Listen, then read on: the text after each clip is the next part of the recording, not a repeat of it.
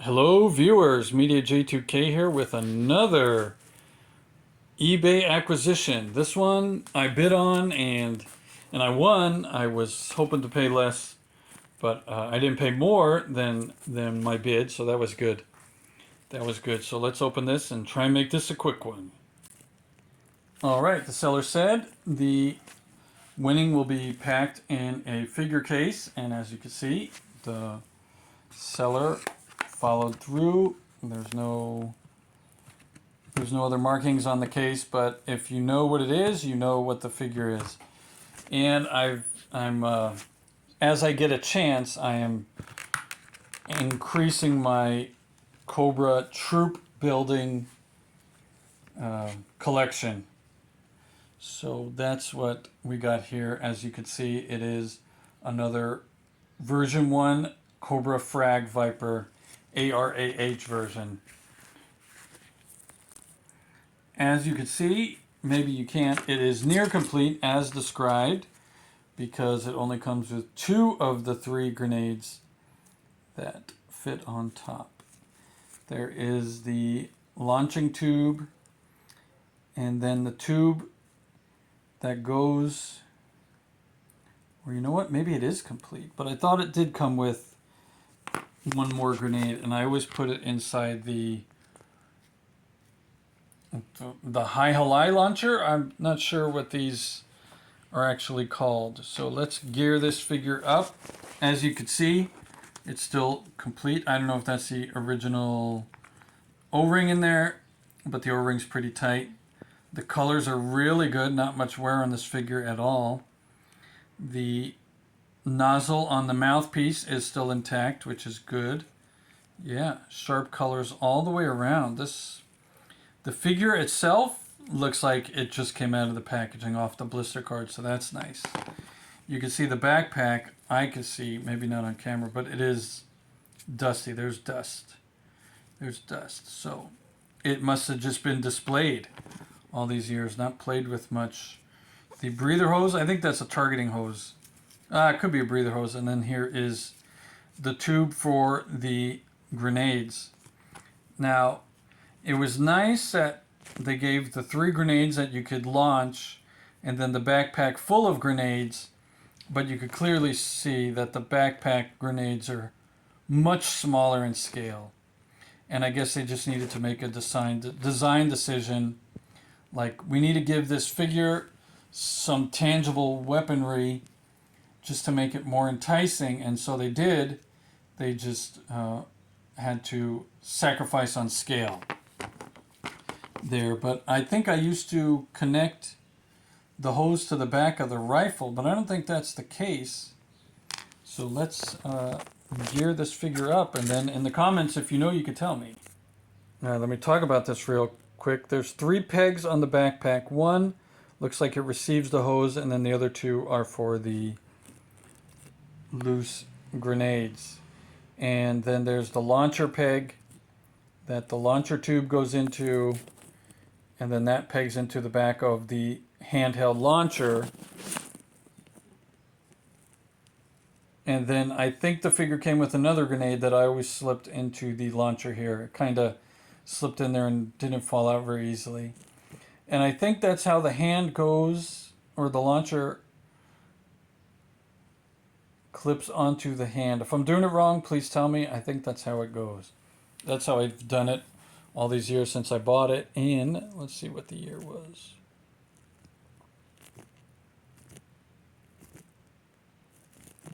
No, can't. I'll tell you. I can't see it either, not enough light. Alright, so let's finish. Okay, and we're set. Frag-Viper is ready for battle. I had to switch the hose on the mouth because this end wasn't fitting into the backpack as easily. So since it was already spread out on the mouthpiece, I switched their locations in it, and then the mouthpiece fit a little bit easier into the backpack. So it's possible this isn't the correct hose. It might have a little bit smaller diameter than the real hose. That I don't know for sure. Here is the mini rifle. Like I said in my classified, Frag-Viper video. The ARAH version only came with one mini rifle, and the sidearm in the holster that is unremovable, an extra pouch, a pouch on the waist too, no belt, a pouch on the side sash, and then there I've located the grenade into the launcher. That's how I used to do it, and it still works. But the launcher hose fell off, as always is the case. But as you can see, this Frag-Viper is still a solid figure, and an army of these would be very intimidating. Again, they made the classified a little mutated so they could be efficient launchers, I would have to presume. So their arm doesn't tire launching grenades all day long, because as you can see in the backpack, there's a lot of grenades in there to throw, and they don't have a launcher that you just point and shoot. You've got to be twisting your arm like a pitcher in a baseball game all day long until you run out. And then if they make you reload, you got to do it all over again. So there's no, there's an extra pouch, probably water, right? All these extra pouches are probably water. Because I'm thinking throwing grenades all day makes you thirsty. So they must somehow plug the pouches into the helmet, right? And this figure can drink, the soldier can drink. Or maybe it's mutated so it doesn't need to drink, so those pouches must be some other form of, I don't know, material that they need in battle or to survive. Alright, so that's it. Thanks for watching. This is the Frag-Viper. Let's see if we can stand it up without a stand.